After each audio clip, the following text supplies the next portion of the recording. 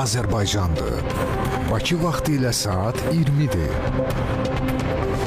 Azərbaycan televiziyasının efirində ASTV xəbəri izləyirsiniz.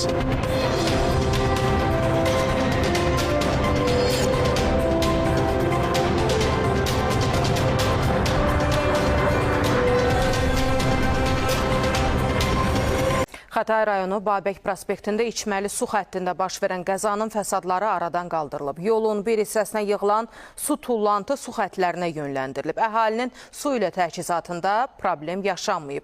Hadisənin təfərrüatları barədə növbəti sujetdə.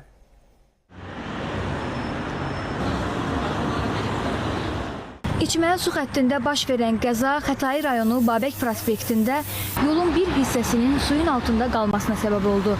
Diametri 1400 mm olan su xətti paytaxtın Mikail Əliyev küçəsindən keçir. Qəza səhər saatlarında burada baş verib. Əraziyə Bakı Su Kanal İdarəsinin qəza briqadası cəlb olundu.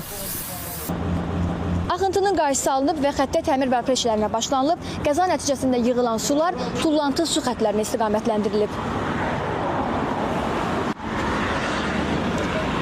Qəza nəticəsində əraziyə yığılmış suların kənarlaşdırılması məqsədi ilə xüsusi maşın mexanizmlər qəza yerinə cəlb olunmuş. Baş vermiş qəza mərkəzi anbarlar arasında olduğu su xətti olduğundan əhalinin su təchizatında heç bir fasilə yaranmamışdır.